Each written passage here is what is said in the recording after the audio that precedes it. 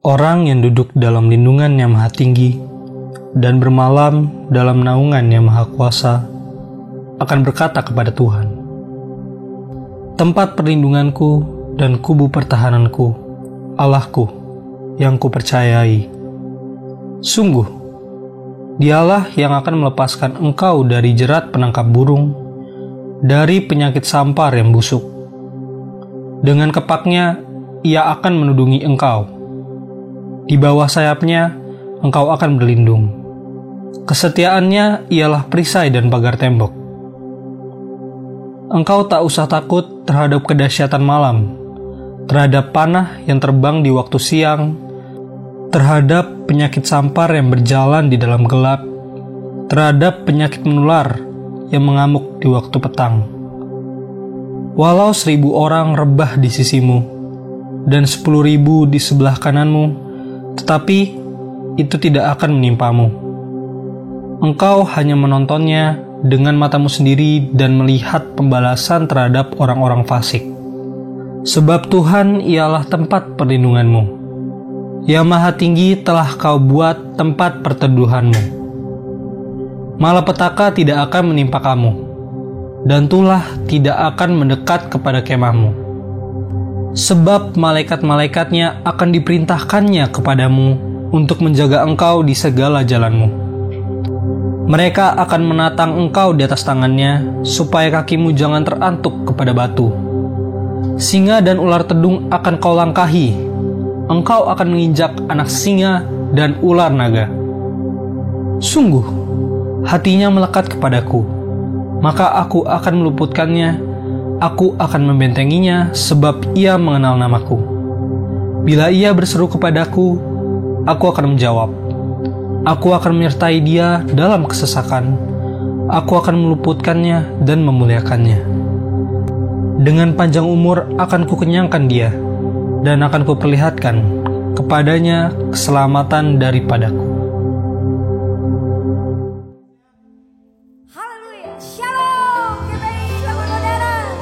Mari kita siap untuk memuji Tuhan dengan segenap hati kita.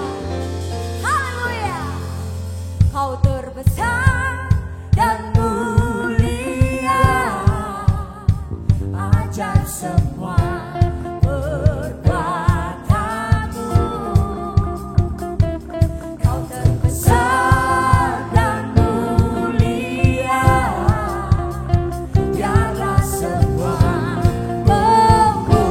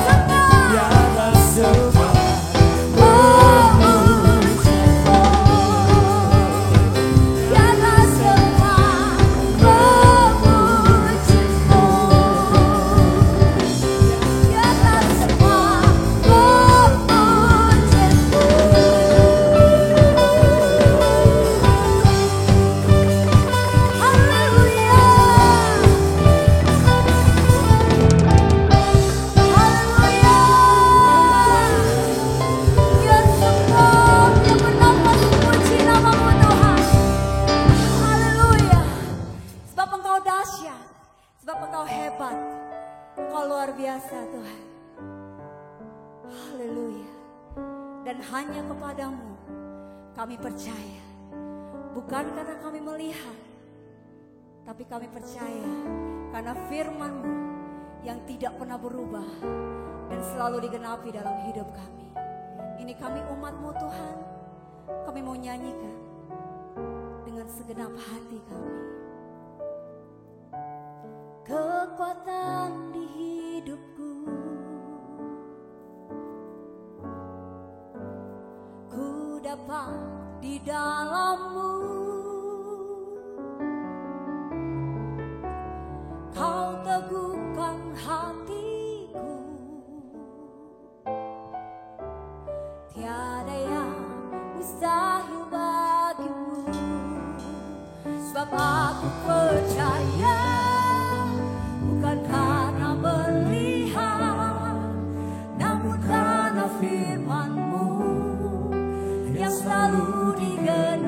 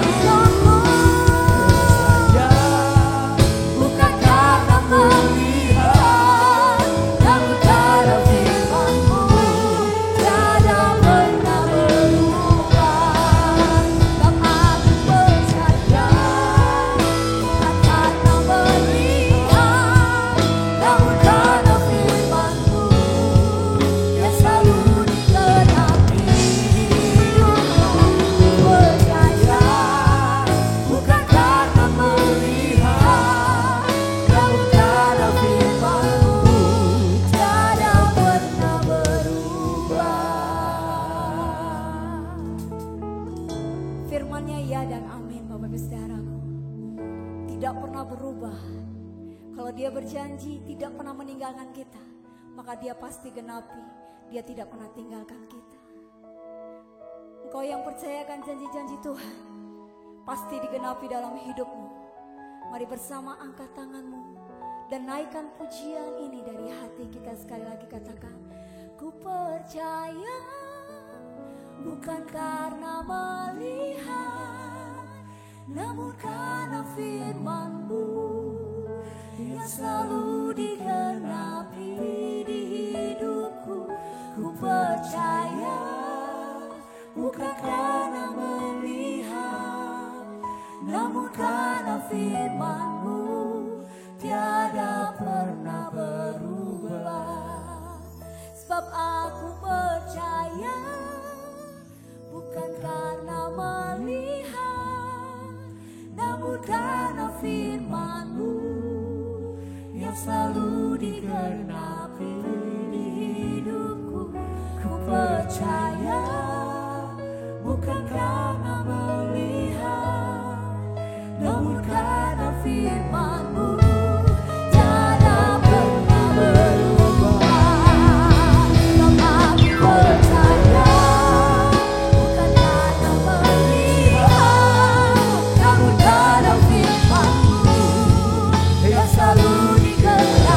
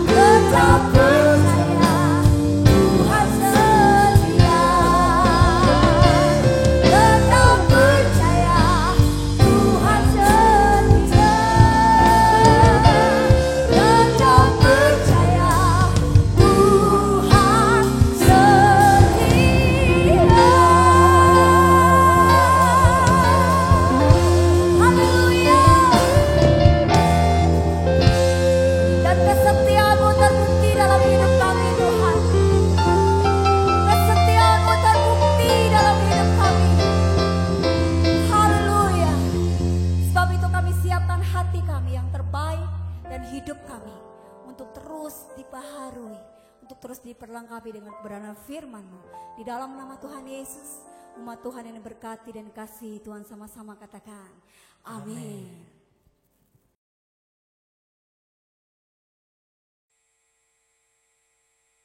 Shalom semuanya. Hari-hari ini kita sedang menantikan pencurahan Roh Kudus dari Pentakosta ketiga yang dahsyat. Perlu digarisbawahi bahwa Pentakosta ketiga sedang terjadi. Tetapi kita sedang menantikan pencurahan Roh Kudus dari Pentakosta ketiga yang dahsyat. Pentakosta ketiga adalah pencurahan Roh Kudus yang dahsyat di zaman ini, yang akan mengakibatkan penuaian jiwa yang terbesar dan yang terakhir sebelum Tuhan Yesus datang kembali. Pentakosta ketiga akan membangkitkan generasi Yeremia, yaitu anak-anak muda yang dipenuhi Roh Kudus, cinta mati-matian kepada Tuhan Yesus, tidak kompromi terhadap dosa, dan akan bergerak memenangkan jiwa. Pentakosta ketiga akan memberikan kuasa untuk menyelesaikan amanat agung. Setelah itu Tuhan Yesus datang kembali.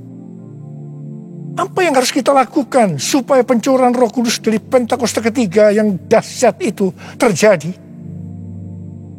Pada zaman Elia, orang-orang Israel bertobat karena mereka melihat api Tuhan turun. Api Tuhan ini turun setelah Elia berdoa. Elia berdoa dan berkata kepada Tuhan, "Ya Tuhan, Allah Abraham, Ishak dan Israel, pada hari ini biarlah diketahui orang bahwa Engkaulah Allah di tengah-tengah Israel, dan bahwa aku ini hamba-Mu, dan bahwa atas firman-Mu lah aku melakukan segala perkara ini. Jawablah aku ya Tuhan, jawablah aku, supaya bangsa ini mengetahui bahwa Engkaulah yang membuat hati mereka tobat kembali." Apa yang terjadi setelah Elia berdoa? Lalu turunlah api Tuhan, membakar habis korban bakaran, kayu api, batu dan tanah itu. Bahkan air yang dalam parit habis dijilatnya. Ketika seluruh rakyat melihat kejadian itu, sujudlah mereka serta berkata, "Tuhan, Dialah Allah. Tuhan, Dialah Allah." Jadi, kalau kita mau melihat api Roh Kudus dari Pentakosta ketiga dicurahkan dengan dahsyatnya, seperti yang dilakukan Elia dengan berdoa, maka kita, gereja Tuhan, harus berdoa, memuji, dan menyembah Tuhan dalam unity siang dan malam. Hal ini juga seperti yang dilakukan oleh murid-murid Tuhan Yesus waktu menantikan pencurahan Roh Kudus di kamar loteng, yang kita sebutkan sebagai Pentakosta pertama. Kisah Para Rasul 1 ayat 14 bagian A berkata, mereka semua bertekun dengan sehati dalam doa bersama-sama. Artinya, mereka berdoa, memuji dan menyembah Tuhan bersama-sama dalam unity siang dan malam. Ini adalah prinsip restorasi Pondok Daud. Ini adalah prinsip menara doa.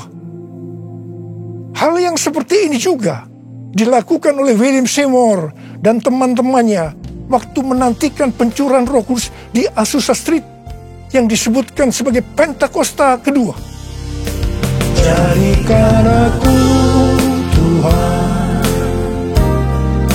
rumah doamu, agar semua suku bangsa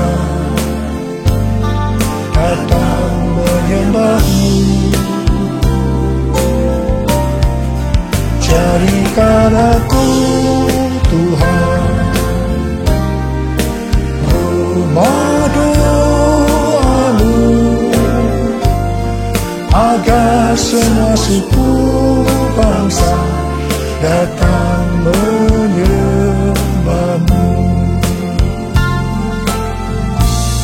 Agar semua suku bangsa datang menyembah-Mu.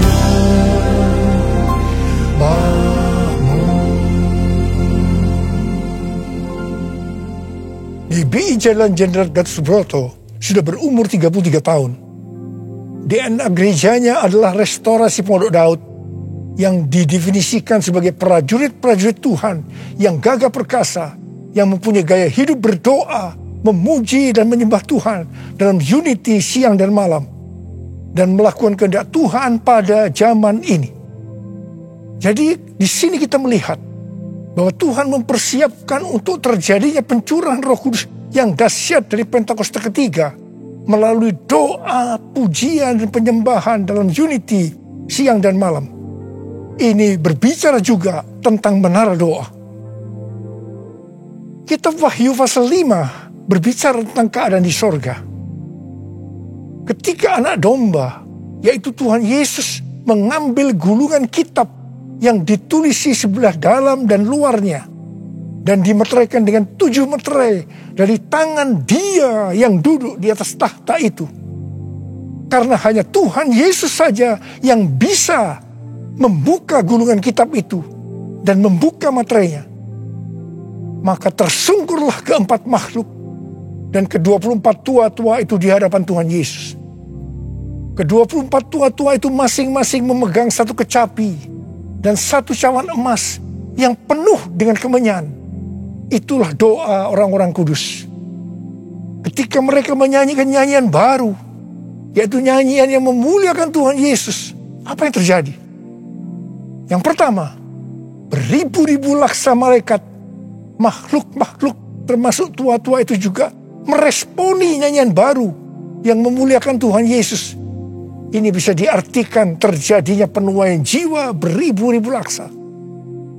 Yang kedua, ternyata yang meresponi nyanyian baru yang memuliakan Tuhan Yesus tidak hanya beribu-ribu laksa, tetapi semua makhluk di sorga, di bumi, yang di bawah bumi, dan yang di laut, dan semua yang ada di dalamnya.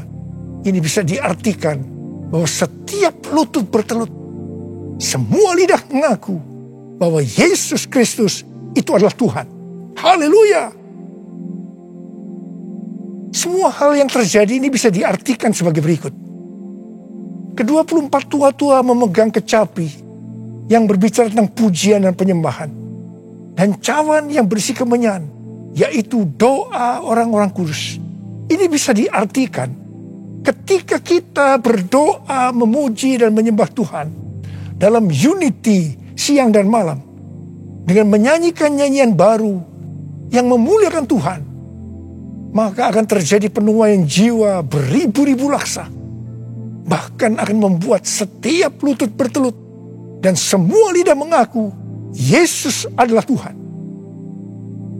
Hal ini sesuai dengan Kisah Para Rasul 15 ayat 15 sampai dengan 18, di mana restorasi Pondok Daud akan membuat semua orang lain mencari Tuhan, dan segala bangsa yang tidak mengenal Allah yang kusebut milikku mencari Tuhan, yang artinya setiap lutut akan bertelut dan semua lidah akan mengaku Yesus adalah Tuhan. Haleluya! Tahun 2013 merupakan tahun yang bersejarah bagi GBI Jalan Jenderal Gatot Subroto. Mengapa? Alasan yang pertama, pada tahun 2013 Tuhan memberikan nama pencurahan Roh Kudus yang dahsyat yang akan turun di zaman ini sebagai Pentakosta yang ketiga. Alasan yang kedua, pada tahun 2013 di GBI Sukawarna Bandung ada tindakan profetik penyatuan cawan dan kecapi, di mana cawan berbicara tentang doa dan kecapi berbicara tentang pujian dan penyembahan. Penyatuan cawan dan kecapi secara profetik ini diwakili oleh Dr. Yonggi Cho dari Gereja Yoido Full Gospel Korea Selatan, yang mempunyai ciri menonjol tentang doa. Dan saya dari GBI Jalan Jenderal Gatot Subroto yang mempunyai ciri menonjol dalam pujian dan penyembahan.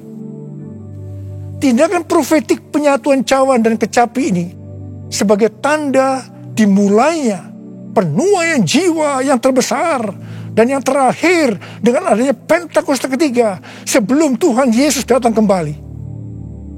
Salah satu wujud dari tindakan penyatuan secara profetik cawan dan kecapi ini adalah pada tahun 2014, Hansei University memberikan gelar doktor kehormatan, doktor honoris causa di bidang teologi kepada saya.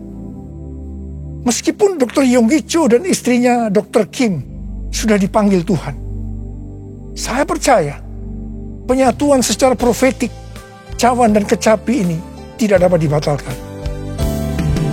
Hosana, Hosana di tempat yang tinggi. Hosana, Hosana di hati yang suci. Hosana, Hosana, Hosana in the highest.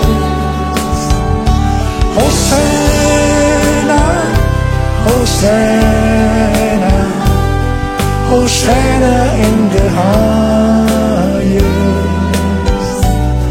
Hosana in the highest. Hosana in the highest.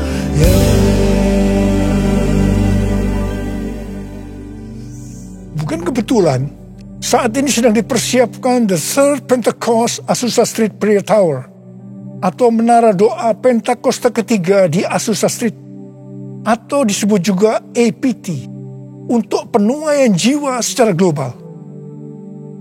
APT ini dimulai secara virtual sejak tanggal 15 April 2021. Tanggal ini sesuai dengan peristiwa 115 tahun yang lalu, yaitu pada tanggal 15 April 1906 waktu Indonesia, atau tanggal 14 April waktu Amerika, yaitu dimulainya kebaktian kebangunan rohani yang dahsyat di sebuah gedung tua di Azusa Street yang dipimpin oleh William Seymour.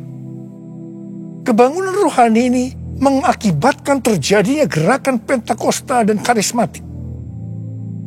Gedung APT yang sekarang sedang diurus izinnya adalah tempat yang sama dengan gedung tua yang dipakai pada tahun 1906. Ini bukan suatu kebetulan, tapi jelas rencana Tuhan yang dahsyat untuk Amerika dan dunia.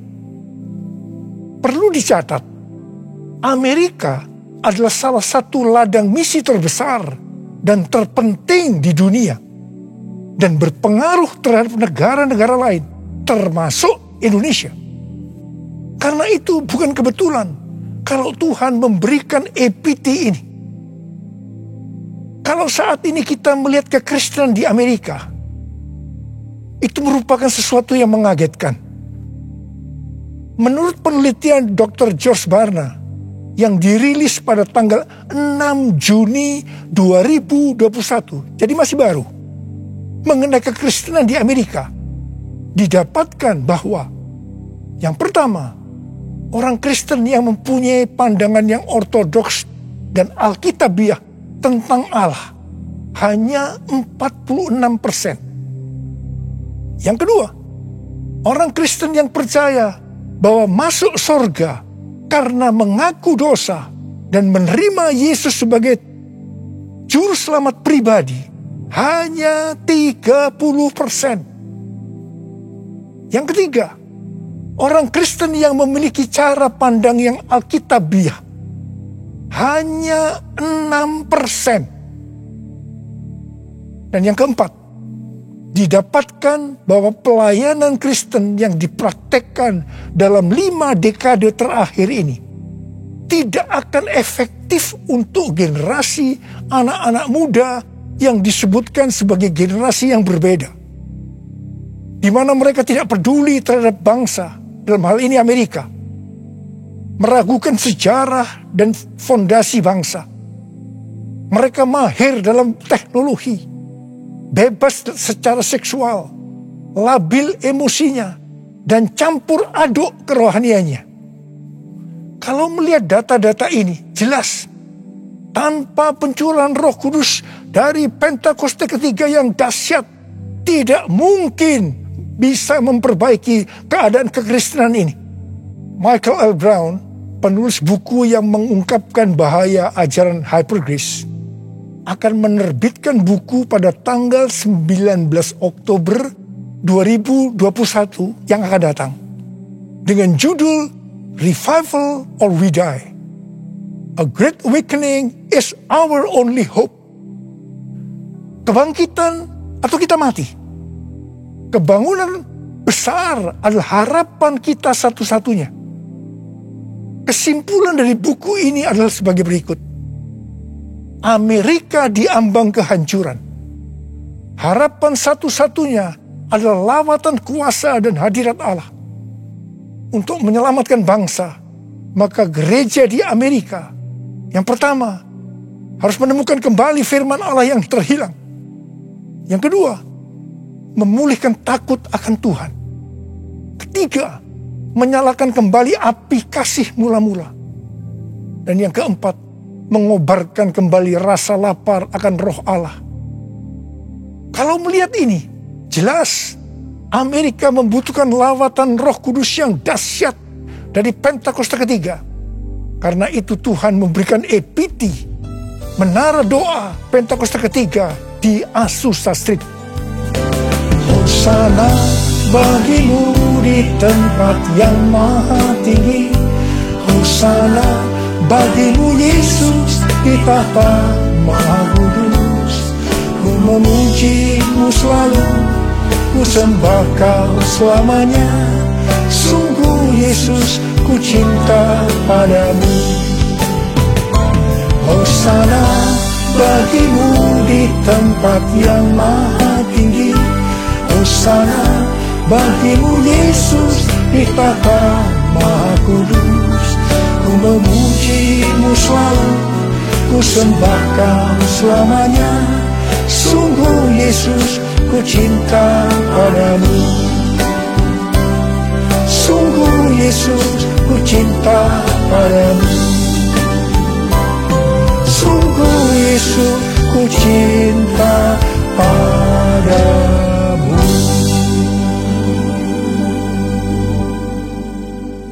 Kalau pada zaman Elia, orang-orang Israel bertobat karena melihat api Tuhan turun dengan doa Elia, maka pada hari-hari ini kita akan melihat penuaian jiwa yang terbesar dan yang terakhir, bangkitnya generasi Yeremia dan menyelesaikan amanat agung karena pencurahan Roh Kudus yang dahsyat dari Pentakosta ketiga. Karena doa-doa yang dinaikkan oleh gerejanya. Sebelum berdoa, ada 3 hal yang dilakukan oleh Elia yang juga harus dilakukan oleh gerejanya. Yaitu yang pertama, Elia membuat mezbah dengan menyusun 12 batu yang melambangkan 12 suku Israel. Ini berbicara tentang unity. Dalam Yohanes 17 kita melihat doa Tuhan Yesus kepada Bapa. Tuhan Yesus berkata, Bapa, aku telah memberikan mereka kemuliaan yang kau berikan kepadaku, supaya mereka menjadi satu. Sama seperti kita adalah satu. Kalau mereka sudah sempurna menjadi satu, maka dunia akan tahu. Dunia akan percaya bahwa engkaulah yang mengutus aku. Dan bahwa engkau mengasihi mereka sama seperti engkau mengasihi aku. Ini berbicara tentang unity yang menjadi kunci utama dari penuaian jiwa. Karena itu gereja harus unity. Gereja harus bersatu. Gereja jangan menjelekkan satu dengan yang lain. Gereja jangan saling menyalahkan. Gereja harus bersatu dalam doa, pujian, dan penyembahan. Dalam unity siang dan malam. Untuk mendoakan pencurahan Roh Kudus yang dahsyat dari Pentakosta ketiga. Hal kedua yang dilakukan oleh Elia setelah mezbah dibuat, yaitu Elia meletakkan potongan-potongan lembu di atas kayu api yang ditaruh di atas mezbah sebagai korban bakaran. Hal ini bisa diartikan bahwa kita harus mempersembahkan korban kepada Tuhan. Sesuai dengan Roma 12 ayat 1 yang berkata, persembahkanlah tubuhmu sebagai korban persembahan yang hidup, yang kudus, dan yang berkenan kepada Allah. itu adalah ibadahmu yang sejati. Kita yang dimeteraikan oleh Roh Kudus, karena kita bertobat dan percaya kepada Tuhan Yesus sebagai Tuhan dan Juru Selamat pribadi, adalah milik Tuhan Yesus. Kita hidup untuk Tuhan dan mati untuk Tuhan Yesus. Jadi baik hidup maupun mati, kita adalah milik Tuhan, bukan milik kita sendiri. Efesus 1 ayat 4 berkata, sebab di dalam Dia Allah telah memilih kita sebelum dunia dijadikan, supaya kita kudus dan tak bercacat di hadapannya. Karena itu, kita harus mempersembahkan tubuh kita sebagai korban yang hidup dan yang kudus di hadapan Tuhan. Itu artinya kita perlu mematikan perbuatan daging dan hidup dipimpin oleh Roh Kudus, supaya kita bisa hidup kudus dan berkenan kepada Tuhan. Untuk mematikan perbuatan daging, perlu baptisan api. Hal yang ketiga yang dilakukan oleh Elia adalah Elia menyuruh mengisi 4 buyung dengan air sampai penuh. Kemudian disiramkan ke atas korban bakaran tadi. Ini dilakukan sebanyak 3 kali. Jadi berarti ada 12 buyung air yang disiramkan sampai parit di sekeliling mezbah menjadi penuh dengan air. Air pada waktu itu merupakan barang yang sangat mahal harganya. Karena pada waktu itu dalam masa kekeringan yang sudah berjalan 3,5 tahun.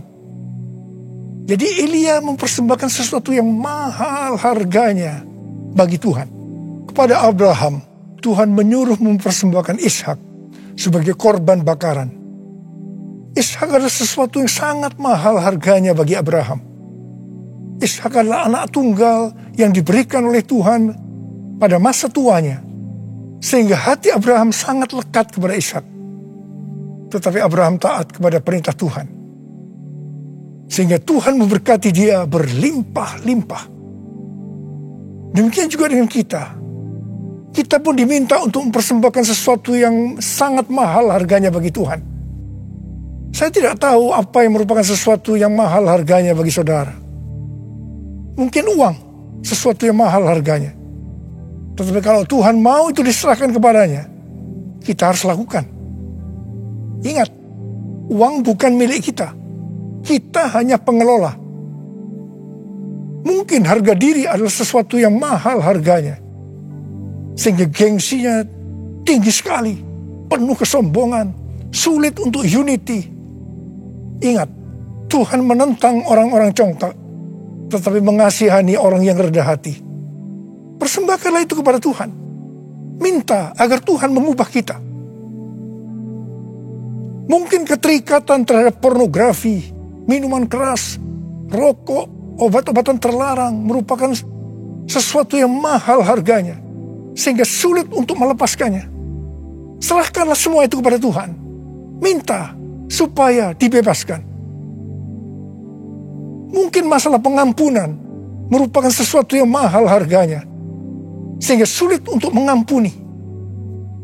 Serahkanlah semuanya kepada Tuhan.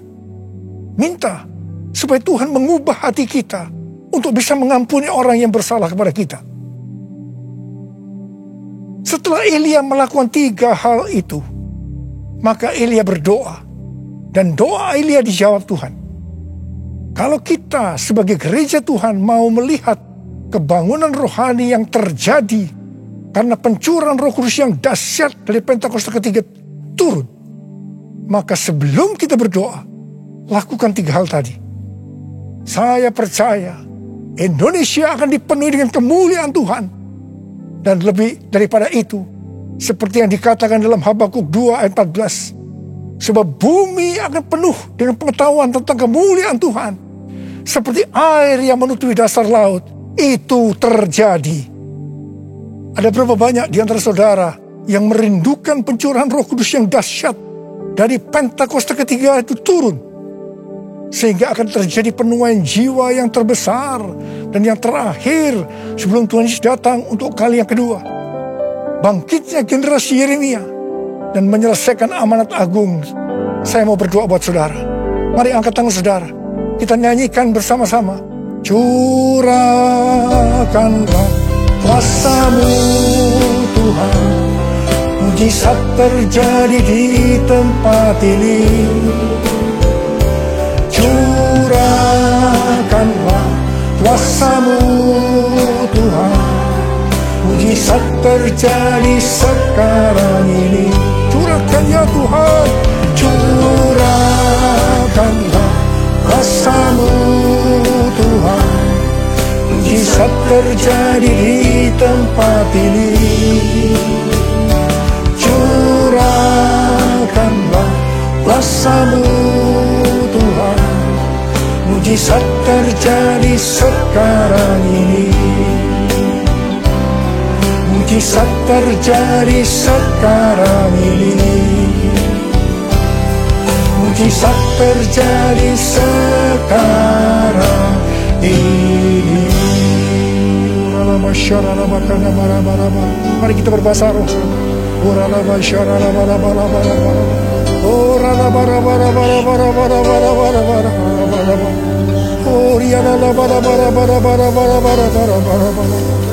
Tuhan, Kau melihat tangan-tangan yang terangkat, anak-anak-Mu yang merindukan turunnya Pentakosta ketiga.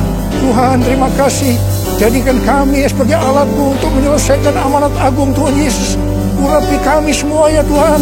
Urapi kami semua Tuhan. Pengurapan Tuhan turun ke atas kita semua. Terima, terima, terima, terima, terima, terima, terima. Curahkanlah kuasa-Mu Tuhan, mujizat terjadi di tempat ini. Curahkanlah kuasa-Mu Tuhan, mujizat terjadi sekarang ini. Mujizat terjadi sekarang ini. Mujizat terjadi sekarang ini. Mujizat terjadi sekarang ini.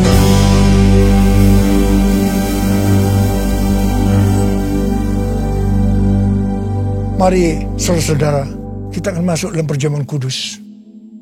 Kita akan mengingat ayat ini. Sebab setiap kali kamu makan roti ini dan minum cawan ini, kamu memberitahukan kematian Tuhan sampai Ia datang. Perjamuan kudus adalah perjamuan Tuhan Yesus sendiri. Setiap kali kita masuk dalam perjamuan kudus, Tuhan Yesus selalu berkata, biarlah ini menjadi peringatan akan aku. Karena itu, mari arahkan hati kita semua kepada kebaikan Tuhan. Kita akan mengingat kebaikan Tuhan. Supaya kita lebih mengasihi Tuhan Yesus. Kita lebih mengasihi satu dengan yang lain. Mari tundukkan kepala. Tuhan, siapakah kami sebelum kami mengenal Engkau? Kami semua orang berdosa. Upah dosa adalah maut, mati. Tapi Engkau yang tidak berdosa telah dijadikan dosa oleh karena kami. Engkau harus turun dari sorga mulia, menjelma menjadi manusia. Mati ganti kami dengan penderitaan yang luar biasa. Sungguh kalau kami pikirkan ya Aba, betapa baiknya Engkau itu. Kau jadikan kami sebagai anak-anak-Mu. Engkau memberkati, Engkau tuntun, Engkau membela kami, Engkau mengajar kami. Engkau juga menegur kalau kami salah. Itu Engkau ya Aba. Betapa baiknya Engkau itu. Terima kasih, terima kasih. Tuhan akan memberkati kita semua melalui perjamuan kudus. Tapi Tuhan mau kita makan dan minum dengan cara yang benar. Karena itu sekarang, mari kita introspeksi. Sebelum kita masuk dalam perjamuan kudus, kita introspeksi. Jangan menyimpan dosa. Kalau Tuhan ingatkan saat ini tentang dosa yang harus kita selesaikan, langsung minta ampun. Mari kita minta ampun. Ampuni, ampuni saya Tuhan. Katakan, ampuni saya Tuhan, ampuni saya. Ampuni Tuhan, ampuni kami semua Tuhan. Ya Tuhan, Kau sedang melihat anak-anak-Mu yang sedang meminta ampun padamu. Layakkan kami untuk masuk dalam perjamuan kudus. Kami akan masuk dalam perjamuan kudus dengan hati yang penuh ucapan syukur. Dalam nama Yesus kami berdoa. Amin. Mari Sekarang kita angkat roti di tangan kanan kita tinggi-tinggi. Sebab apa yang telah kuteruskan kepadamu telah aku terima dari Tuhan. Yaitu bahwa Tuhan Yesus pada malam waktu ia diserahkan mengambil roti. Dan sesudah itu ia mengucap syukur atasnya. Ia memecah-mecahkannya dan berkata, inilah tubuhku yang diserahkan bagi kamu. Perbuatlah ini menjadi peringatan akan aku. Sudah dikasih Tuhan. Bukankah roti yang kita pecah-pecahkan ini adalah persekutuan kita dengan tubuh Kristus? Mari kita makan dalam nama Yesus.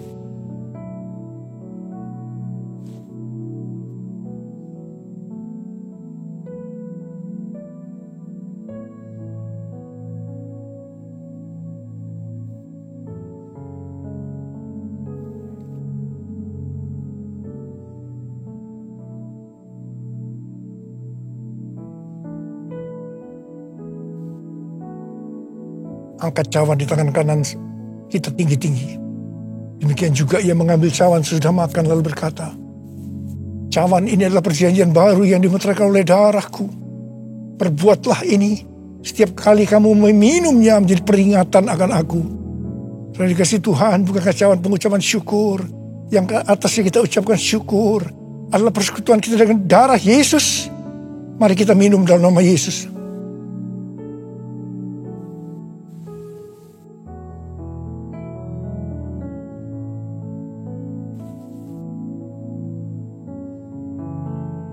Mari kita angkat tangan kita, ucapkan syukur dengan suara.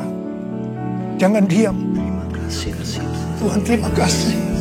Terima kasih ya Tuhan. Terima kasih ya Tuhan. Terima kasih. Kami bersyukur ya Tuhan. Kami bersyukur ya Tuhan. Terima kasih Tuhan. Kalau ada anak-anakmu yang sedang sakit, Engkau menyembuhkan mereka saat ini. Sembuh dalam nama Yesus, sembuh dalam nama Yesus. Mujizat terjadi dalam hidupmu saat ini. Oh Rarabasyikara lama-lama Engkau tolong mereka ya Tuhan, yang membutuhkan pertolongan Tuhan. Ya, Engkau melihat saat ini anak-anakmu ya Tuhan. Oh Tuhan, terima kasih buat semuanya.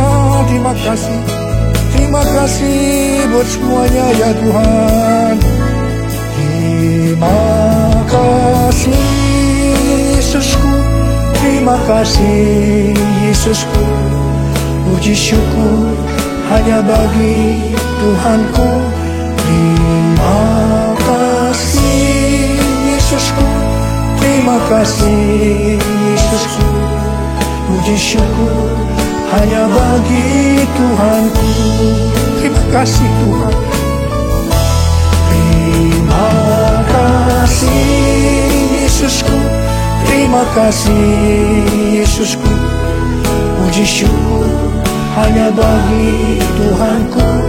Terima kasih Yesusku, terima kasih Yesusku. Puji syukur hanya bagi Tuhanku.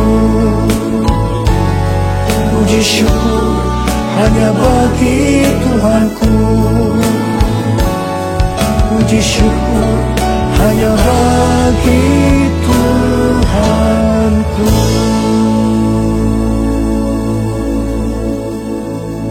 Terima kasih ya Allah. Terima kasih ya Allah. Terima kasih ya Allah. Mari angkat tangan saudara. Terimalah berkat Tuhan. Kasih karunia yang berlimpah-limpah daripada Allah Bapa dalam Anak yang tunggal Yesus Kristus. Persekutuan yang manis dengan Roh Kudus menyertai saudara sekalian mulai hari ini sampai Tuhan Yesus datang menjemput kita di awan-awan dan bahkan sampai selama-lamanya. Yang percaya bersama-sama katakan amin.